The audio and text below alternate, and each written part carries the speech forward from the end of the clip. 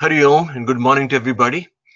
Um, we usually begin these conversations, guest speakers like me who come once a year or once in 6 months, by thanking Vibhaji and Swami Chidananji, etc., for this opportunity to make a presentation. So today, I'd like to do something slightly different. My thank you will be based on remembering a few things I have learned from them. And hopefully, all of us can share such experiences because it's useful to us. To share things that have made a strong impression on us. So I don't remember where and when. Maybe it's in a recorded lecture, but Swami Chidanandaji mentioned something that really struck me deeply and affected me. He talked about how it took him a long time, but he has retrained his habits so that at night before he goes to sleep, he remembers the Lord. Usually, all of us are so busy as we're going to sleep, worrying over what we're going to be doing next, who we're going to talk to tomorrow, making plans for the next day of all the things we want to do. And he said he trained himself not to do that, but to remember the Lord. This has proven to be very useful to me. Now, not all of us can remember the Lord with the same veneration. Maybe we do something different, but just that exercise has been very, very useful to me. Something else that he taught, something slightly completely different topic, but it's very useful to me. He said he practices pranayama by breathing in to a count of 6, holding to a count of 3, exhaling to a count of 9, and holding to a count of 3. I use this every morning before I sit down for contemplation. It's very powerful, very simple way of slowing down. So rather than saying thank you, I would like to remember a few things that I found very useful as my expression of gratitude. Now, one thing, let us start the topic for this morning. I always like to begin with the same prayer because it is so relevant to the Kenopanishad. The prayer is Karacharana Kritam Vak Kayajam Karmajam Va Shravana Nayanajam Va Manasam Va Paradham Vihitam Avihitam Va Sarvametat Kshamasva Jaya Jaya Karunabdhe Shri Mahadeva Shambho. It's a prayer to Shiva asking for forgiveness for any aparadha that we have done. Again, I'll quote from Swami Chidanandaji. Not quote, I'll remember something he said. He said, all of us hold very dear to us our own self-esteem as well as the esteem of all of our friends. So you can imagine, I'm a grihastha, I've worked in industry, business, etc., traveled all over the world. You can imagine the number of temptations and number of aparadhas I have committed through my life. This is not a confessional, but this is asking for forgiveness, at least for the next 1 hour or 45 minutes, so we can set these aside. Each one of us carries our own baggage. We never really confess them because the self-esteem as well as esteem of our peers is so important to us.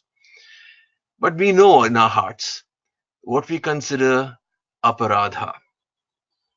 By aparadha, we don't mean a sin in some moral sense, but in the sense of the next shloka, which is the Shanti Patha of the Upanishad. Pardon me. I have a little, iPad in front of me where I have notes that I speak from because I'm not as good as others in terms of extemporaneous speaking. So the next shloka will give us a hint of what the meaning of an aparadha is. This is the Shanti Patha for the Kenopanishad. Om Apyayantu Mamangani Vak Prānaha Chakshuhu Shrotram Atho Balamindriyani Cha Sarvani Sarvam Brahma Upanishadam Maham Brahma Nirakuryam, Mama Brahma Nirakarot, Anirakarnamastu, Anirakarnam me astu, Tadatmani nirate ya Upanishad sudharmaha, te mai santu, te mai santu. Om Shanti Shanti Shanti. Rather than going into the explanation, I'm sure all of us are familiar with it. Very briefly, Apyayantu Vak Prāna Chakshuhu Shrotram. May these senses of mine, organs of perception as well as organs of action, may they be vigorous. May they be balam. The topic of today is the senses. And in this prayer, we are seeking for vigorous senses, strong senses, so we may experience the world around us, enjoy the world around us. It is not to shrink away from the world, but to engage with the world around us. The senses are a window to the world. Also in this shloka, it says, Maham Brahma Nirakuryam. May I never deny the existence of Brahman. And what that means, it means different things to each of us. But nonetheless, that is the one aparadha that this prayer request may never happen. So for the next 45 minutes, let us forget all the aparadhas we've committed through our lives and focus on the topic. And it's okay, it's only 45 minutes out of our lives. We can focus on this.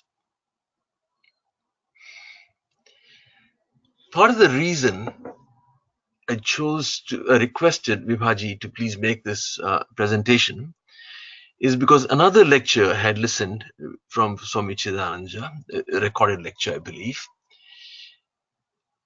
on the Taittiriya. And there he mentioned that when the teacher asks his students in the Vedic times to meditate or contemplate upon a certain topic, the students are prepared for that teaching. So if the teacher says, meditate upon bhuhu bhuha suvaha, meditate upon bhuhu as the earth, that is enough for the students. Because the students are well prepared in the Vedic sense. They have studied, I think he mentioned something called Bhu Suktam. They have studied in that environment that these words are enough to trigger upasana. So at that point, I was slightly disheartened. I said, what is the preparation that all these students have that we seem to have forgotten? Are we at a disadvantage? That when the teacher says, meditate on bhuhu, we don't know what to do. But spending a few minutes reflecting on that, I realized that we are really not at a disadvantage. We have a different kind of preparation available to us. That when the teacher says, meditate on something, we can. Or when the Kenopanishad asks a question, that question will ring strongly and resonate with us. And the preparation that we can make is based on science. I'm going to try to give a few examples here. You may or may not agree that this preparation is relevant, but I think there is some truth there. Science is a way of looking at creation, of wondering, of being amazed at the creation all around us. In our tradition, they say, all of this is Sri Krishna's Leela for his enjoyment. Science is the way in which we can partake of that enjoyment.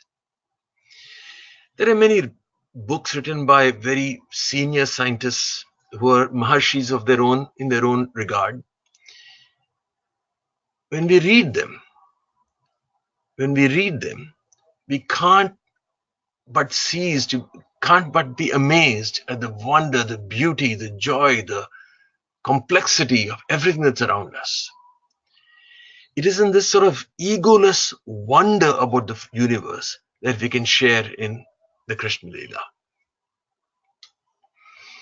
Another phrase that Swamiji used, and after this I'll try to get into the text, was he said, when we do a puja, we collect as sāmagri, the ingredients necessary to do the puja.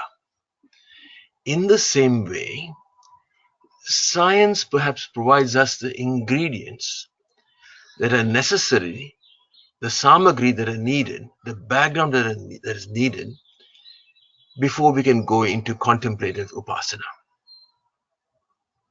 Lastly, I said egoless wonder about the universe around us, amazement about the universe around us.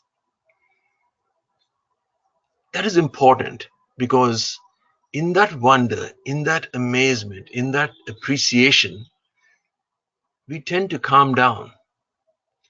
Our regular problems and difficulties disappear, they become minor. And in that calm, perhaps a meditative, contemplative exercise is more successful. Given this background, let's focus on the first verse of the Kenopanishad, just the first verse. I've been struggling with this verse for almost 2.5 years now. The verse is Keneshitam patati preshitam manaha Kena prānaha prathamaha praiti yuktaha Keneshitam vacham imam vadanti Chakshuhu shrotram kaudevo yunakti.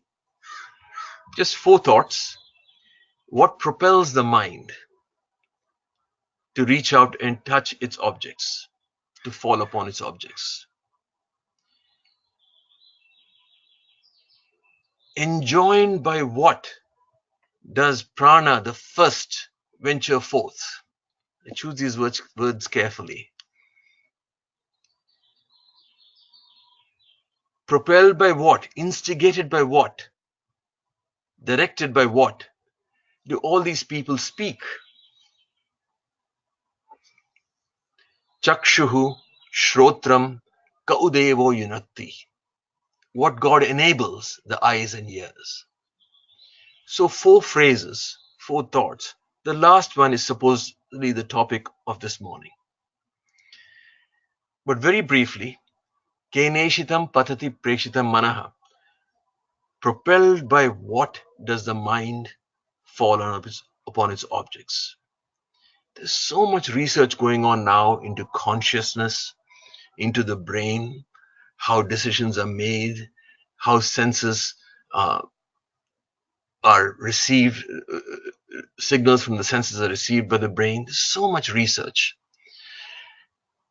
If we get totally absorbed in that research, we probably will become very egoistic. But great people have written books that we can understand that research as common men and women, and that helps us calm down and appreciate consciousness a little bit more. So when we sit in the meditation seat and ask this question, by what does this mind fall upon its objects? Maybe initially our rajas is so strong that we can barely sit down for 2 minutes. We just have to get up and go act and do something. But reading calms us down, we sit down, and we're willing to sit down. We can overcome the urge to get up and go work. Then perhaps we begin to appreciate the rush of thoughts, the character of thoughts. We begin to appreciate what is meant by kama esha, krodha esha. This is desire. This is the nature of this thought. This is anger. This thought is propelled by anger. Maybe we wonder, is anger, desire, are these forces outside of us that somehow instigate thoughts? Are these the root of thoughts? Or are these only the description of thoughts? Then maybe we begin to appreciate multiple layers of thoughts, sort of a shallow layer, which is the rush of thoughts, a deeper layer, which wants to understand this rush of thoughts. Maybe with sufficient quietude, as you're thinking about certain thoughts, you recognize the sense of I. It is a sense of self, not I itself. It's not that I am thinking, it's a sense of self, incipient sense of self. You recognize it. Maybe with sufficient clarity, you'd experience some peace. And in that peace, the thoughts disappear. And then thoughts arise. And then you ask the question, what did the student ask? Kene shitam patati preshitam manaha. What was his question? You go deeper and deeper. And you understand the word preshitam. Directed by what? Without giving an instruction. Spontaneous direction causes the thoughts to arise. What is that? So this process of starting with science, understanding consciousness as best as possible in science, using that to calm us down, allows us to appreciate the Vedantic question. You can poke holes at this argument, but I believe this is true. Or Prāna. By what does Prāna the first venture forth? We're going to pick these carefully. Prāna, initially we begin to think as breath, Prāna, Apana, Samana, Vyana, Udana, these Pancha Pranas, we're all familiar with. We think in those terms. But you spend some time, you say, where did this Prana come from? The answer does not have to be a mysterious God. The thought may go towards the science of evolution and how these things evolved. Then it goes to the science of cosmology, how Earth was created, how life was formed. And then it strikes you. Maybe the student was asking, where is this progression itself? Where did it start? Not where did my breath come from? Where did my digestion come from? No. Where did this massive progression of the universe, inexorable movement of the universe, where did that come from? And that is still not a subject of science. So science increases the scope of our thinking. It forces us to think of our living prana in relation to the inanimate prana, which is the cosmic evolution of minerals, and how did the minerals end up in this living creation. So it expands the scope of thinking. Speech, the third thought. Is it something that's independent, as Shankaracharya talks about? So a child learns speech. Speech exists from the beginning of time, anadi. Or is it an invention of human beings?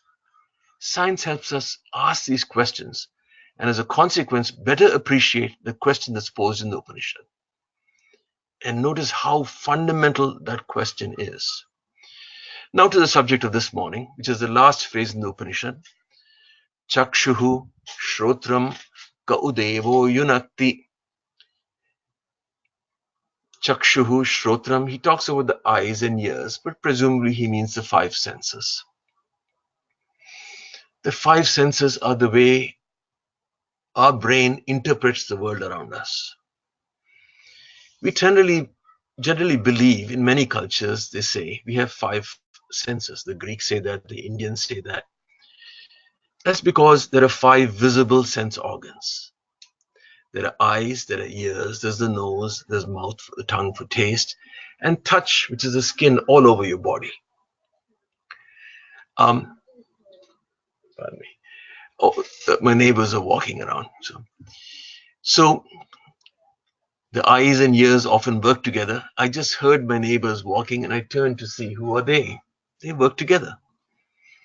Or the taste and smell work together, often with foods and with drink. It works like that.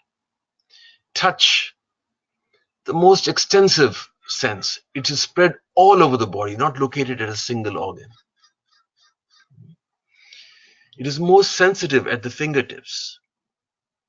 You can feel things that are hard or feel things that are soft. It's capable of thousands of textures in between. Feel things that are rough. Feel things that are smooth. But it does more. It can feel temperature, heat, without touching. It can feel temperature without touching. You can see that's really touch. It's not true. It's a different sensor within your skin. You can feel pain when your physical body is hurt? Well, you can say that's an internal sensation of the body. It's not sensing the external world, but still you feel pain. It's a different sensor. So touch itself has many layers inside. Is it really 5 senses? Maybe there's more. There are the other organs that are not visible to us, like the eyes and the ears. They're internal to the body. You can monitor the movement of your head, the slightest movement of your head.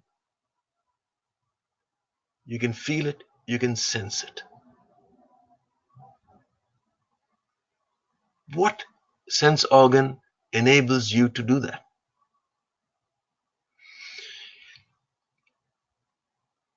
You have a sense of balance, so you don't fall down. What sense organ enables you to do that?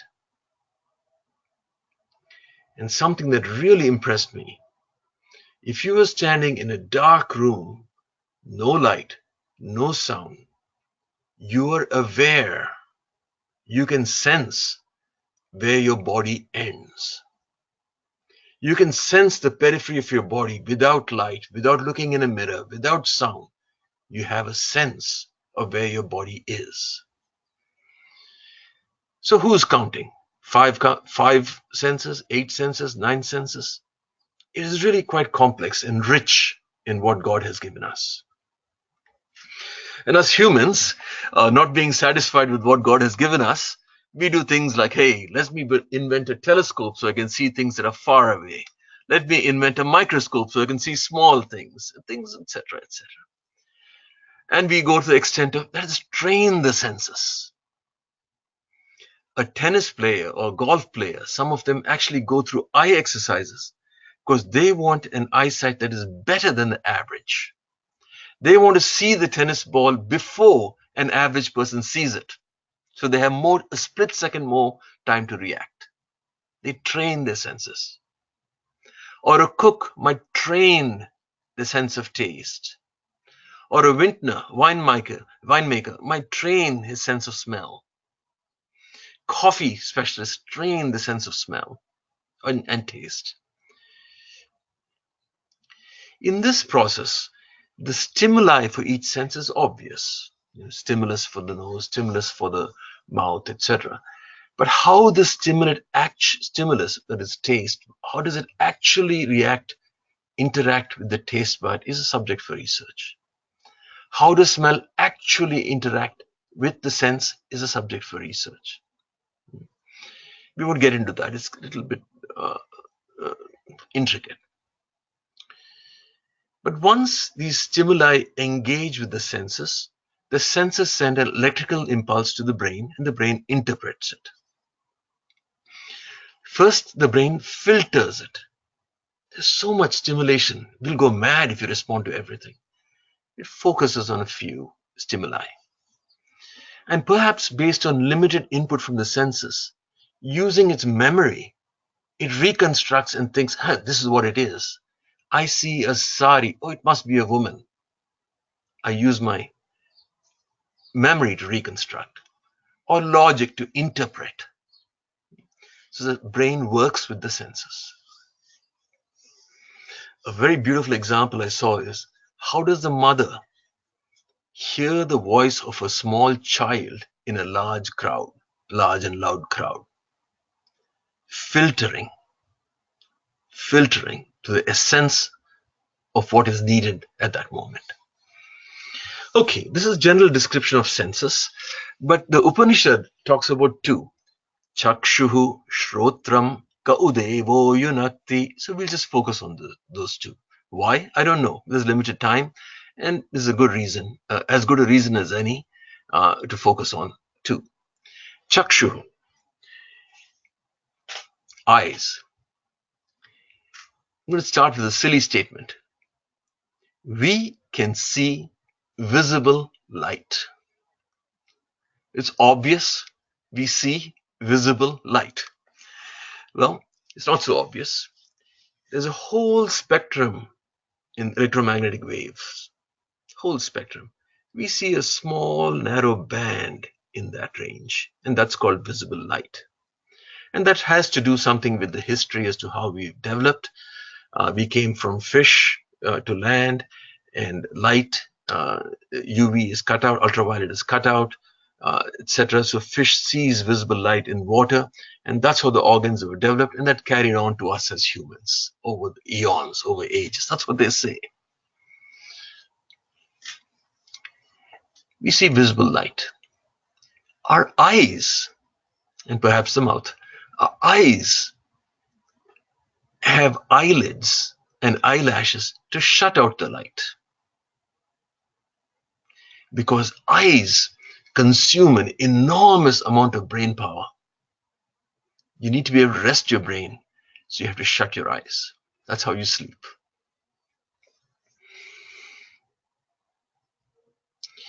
The eyes can see in near darkness, in starlight, amavasya, in starlight, almost darkness, you can see, you can make out vague shapes. They can see in bright sunshine, enormous range of illumination. They can see tiny differences. There's two squares side by side. One is slightly smaller than the other. The eyes recognize that. A picture is hanging on a wall. It's slightly crooked. The eyes can recognize that. They're a beautiful instrument we've been given. You should see amazement, wonder at these instruments. We have two eyes. They work in unison. They move together. The eyes can actually focus on a very small angle in front of us. Everything outside is not as detailed as what is right in front of us in that small angle. So we move our eyes. We move our head and move our eyes with that. All these work together. It's beautiful, wonderful creation. This is Sri Krishna's Leela for his play. And if we admire this, we get the enjoyment out of the play also. So I believe. But we can see color. More on that later. Some people are colorblind. They see black and white. But what is seeing? By looking at animals, we get a sense. Cats can see better at night than us. Eagles can see further in distance than us. A cobra or a pit viper can see with heat, which is a different portion of the electromagnetic spectrum. It's a different sense. It's not the eyes. They have special sensors, but they can see with heat, infrared. Honeybees can see in ultraviolet.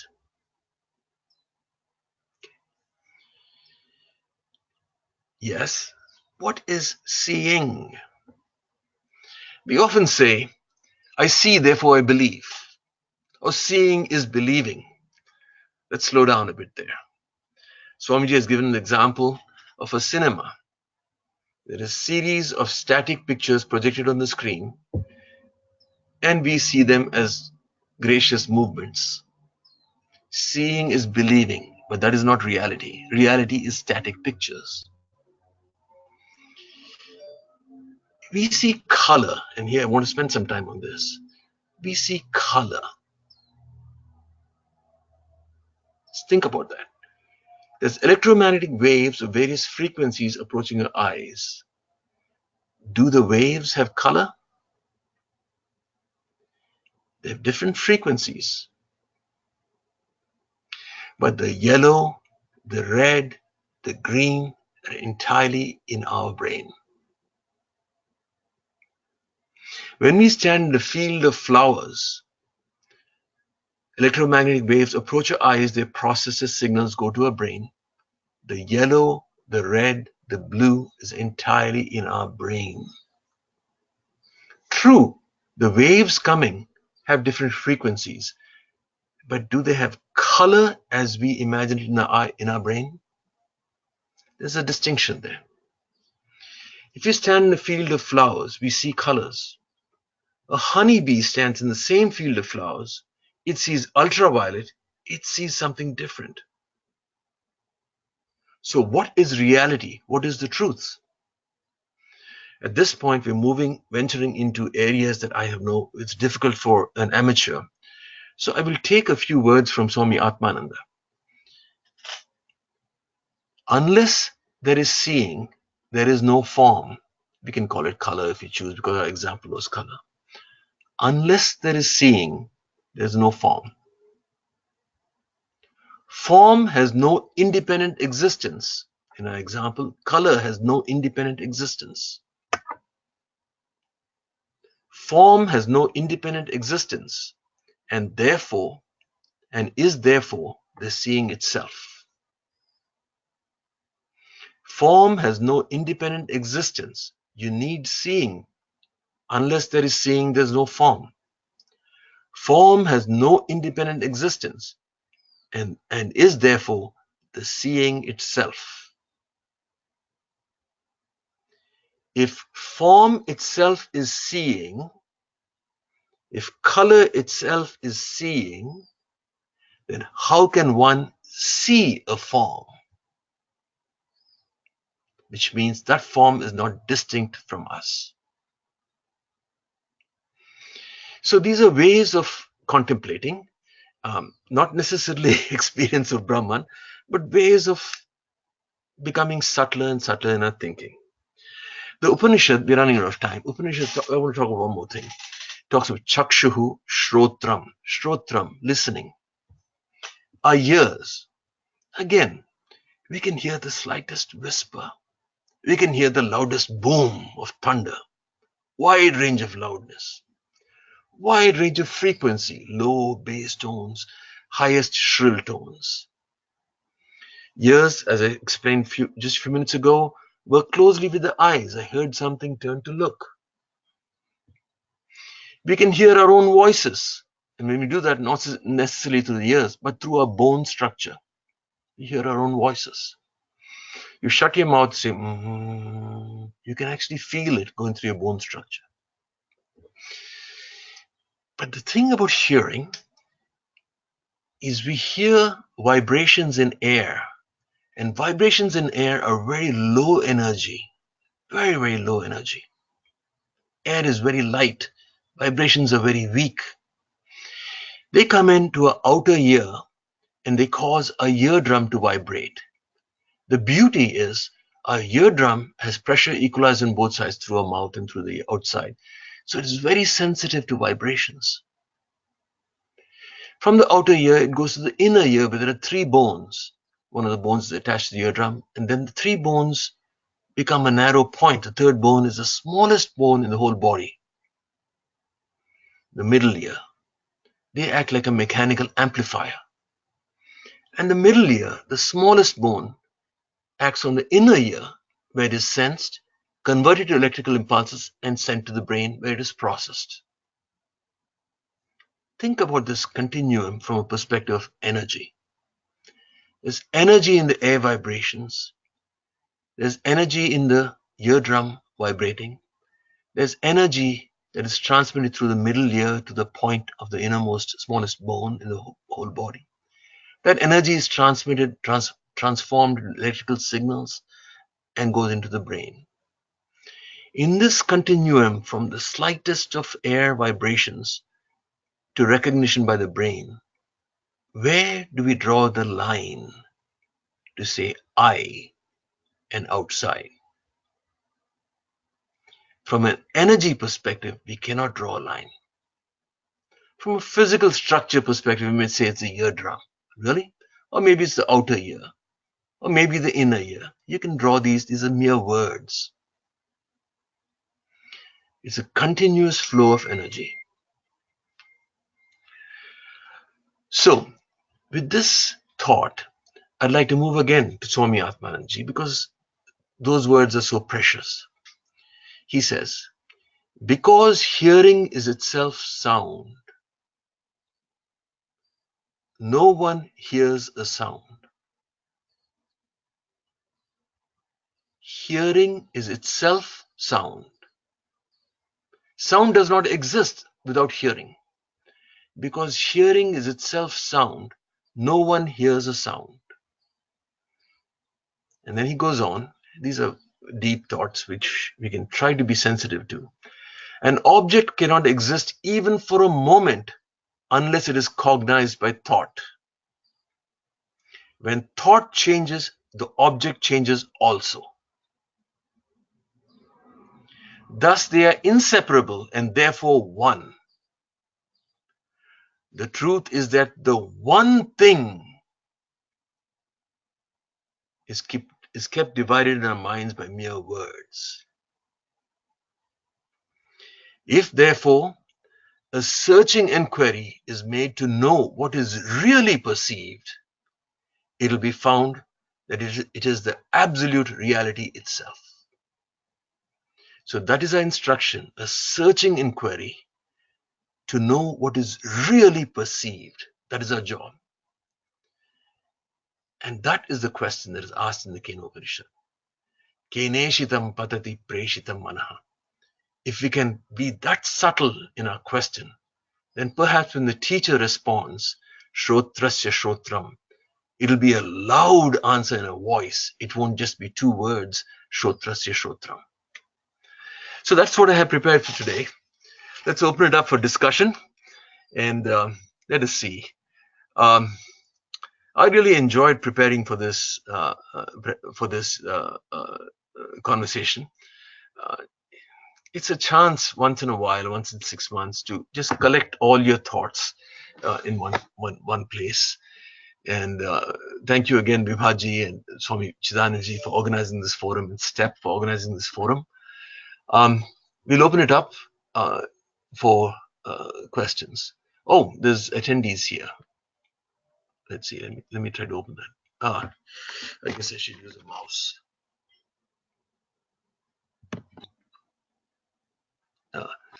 Questions, is it? Oh, none. Okay. So we'll open it up for discussion. Don't worry. It's I'm an individual like the rest of you guys, sitting in trying to make sense of all the lectures that we hear. Any questions would be most appreciated. Any comments would be most appreciated. Comments from your perspective, things you've heard from Swami Chidanandaji or from Swami Chinmayanandaji and others on these topics, or any perspectives that you have. I do this once in 6 months. I always tend to forget how to do it. Here is I'm sorry. I'm sorry, Vibhaji. Yes. Now, yes, Purnaji, you can ask question. It's actually not a question, but it's an observation that I made while this presenter was talking. You see, in the last lecture that Swamiji gave us, he talked about there is a presence of Bhuma all around us. And there is a real and a perceived world, he said. The real world is where Bhuma exists and nothing else, because there is nothing besides Bhuma or God or Brahman or whatever. The perceived world is what we get from our senses.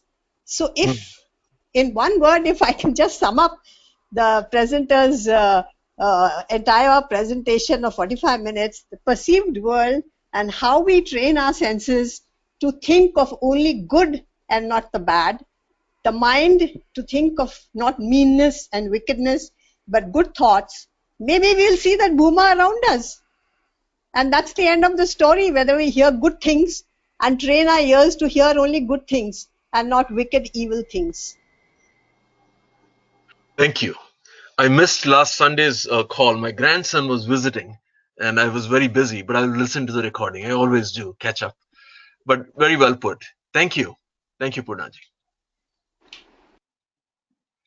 Now there's a text question. Can you click on that question? There's a small arrow there. Or Yes. I'll read. Hi, Krish. I'm not sure who sent it. It doesn't show. Mahesh Rao. Mr. Mahesh. Oh, yeah, I know him very well. I met him at the camp. Hi, Krish. Wonderful take. Thought-provoking. I have a query. In the light of the senses and science, could you conceptualize the firstborn Hiranyagarbha who emerges from the unmanifest Maya? The last step to circumnavigate on a path to moksha, which actually and curiously is probably the first expression of the ego. Think about this. So I don't know, because this is a question that mixes creation together with our step. Vanda veli po, as Swamiji said, told us, our step in going back in a path towards moksha. I don't know. All I know is my personal experience, where we have been able to experience quietude to the extent of thoughts disappearing and then thoughts reappearing. So that to me gave me a sense of the meaning of the word preshitam. It is direct, not a cause and effect, direct impulse to creation of thought. So what does it mean for Hiranyagarbha and Apata Moksha, which actually occurs is probably the first expression of the ego? I don't know. But when we sit down, we can sense the self, which is ego in a sense. You can sense the self. Perhaps ego is at a much more superficial level. It's a thought as opposed to the sense of the self. Maybe the sense of the self is itself ego. I don't know. I really don't know. It's a difficult question for me to answer. I don't have the formal training. It takes 6 months to prepare a small conversation like this for me, so I'm sorry. I don't have an answer.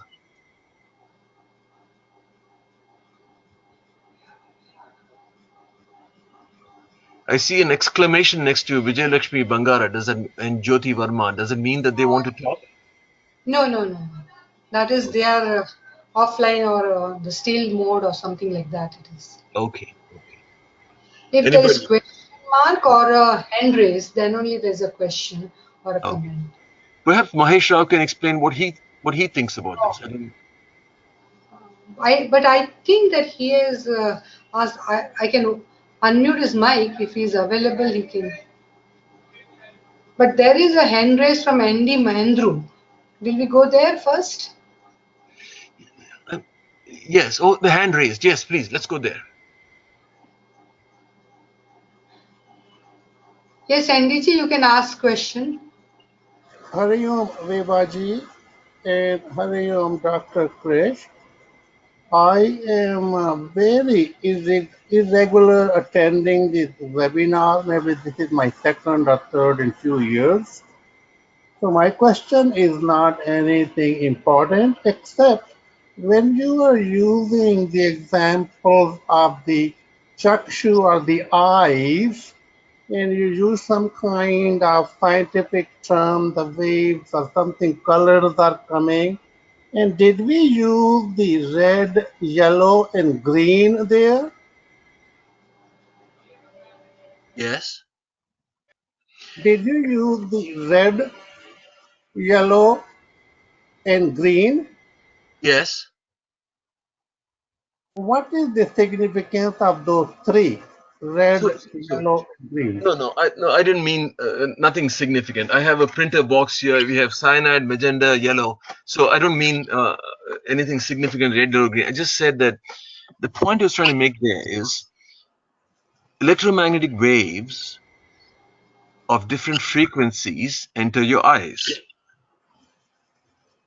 But in my mind, I have a color red, or I have a color magenta, or I have a color black, lack of color black, or I have a color green in my mind. If I shut my eyes, I can see these colors.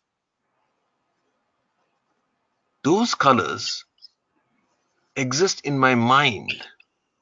The wave coming through doesn't have a color. It has a frequency, it has energy. So the point I was trying to make was that my mind is what creates the colors. And then I went, because I could not explain in my own words anymore, I went to the words given by Swami Atmananda. on form, how form cannot exist without seeing. And that is the Vedantic explanation he has given. So there's no significance to red, yellow, and green. I just picked those arbitrary colors. You could very Beautiful. well use cyan, magenta, and yellow. You can do anything. This is a printer box here. You recognize that. So you can do anything. I was trying Good. to focus on the concept behind. Good. I just asked that question that from my engineering background 50 years ago, I thought we used to see the TV and the color TV, and we used to use the RBG. Yeah, Red, RGB. blue, and green are the basic which makes all the other color, but you did not mean in that sense. No, no, nothing fundamental. None of the primary colors. Nothing like that. Hari Just Om, Hari Om, Hari Om, Hari Om. Hari Om, Hari Om. Now there's a text question by A.R. Ganti. Can you open the question box? Can you please open the question box? Ah, yes. Mahesh Rao, A.R. Ganti. I see it now. A.R. Ganti. One of your statements reminds me of Wayne Dwyer's observation.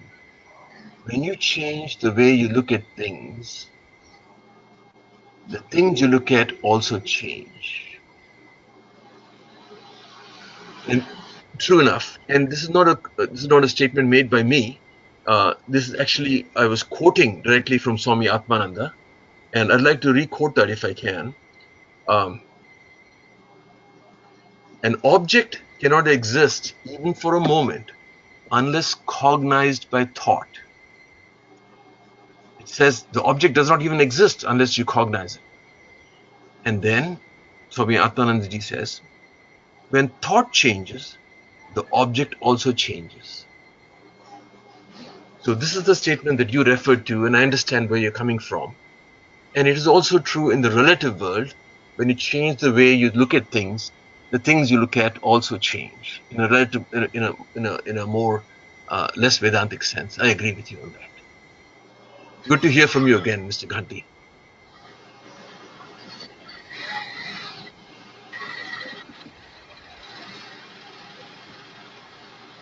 Is No more hand raise or question mark. Oh yes, there is one. Vasudev Rao. Yes, it Vasudev.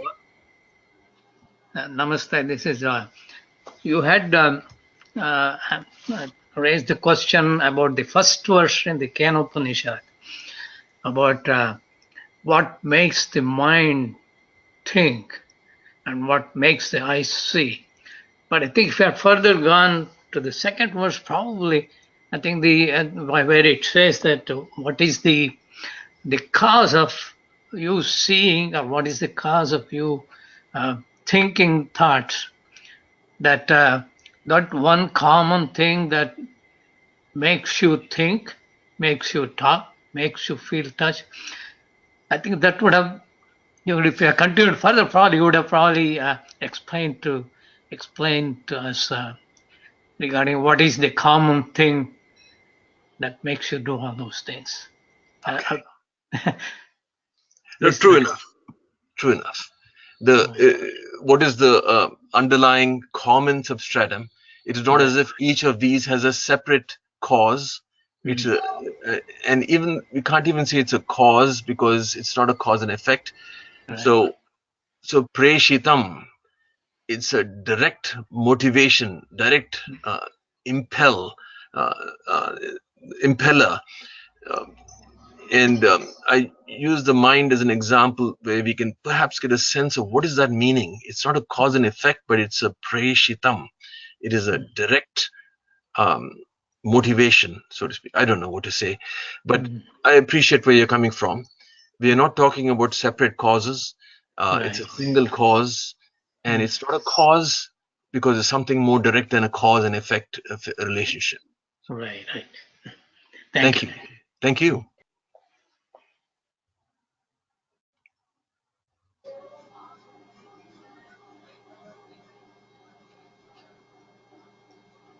Okay.